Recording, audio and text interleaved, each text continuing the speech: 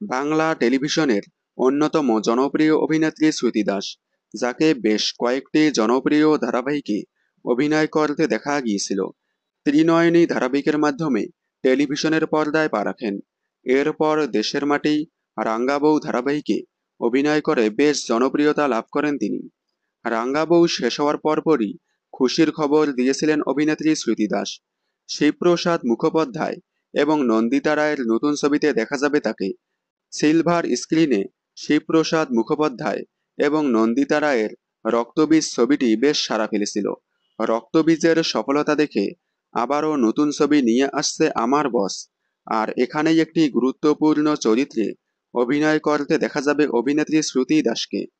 এছাড়াও বলিউডের জনপ্রিয় অভিনেত্রী রাখি গুলজার সহ টলিউডের জনপ্রিয় অভিনেত্রী শ্রাবন্তী চ্যাটার্জিকে দেখা যাবে। জানুয়ারি মাসে শুটিং শেষ হয়ে গিয়েছে এই ছবির।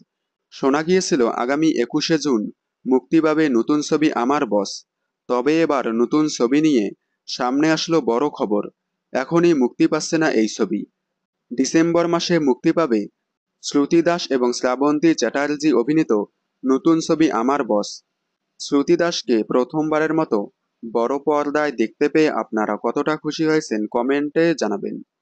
বিনোদন জগতের সকল আপডেট সবার আগে পেতে চ্যানেলটি সাবস্ক্রাইব করে পাশে থাকা বেল আইকনে ক্লিক করে রাখুন। ধন্যবাদ।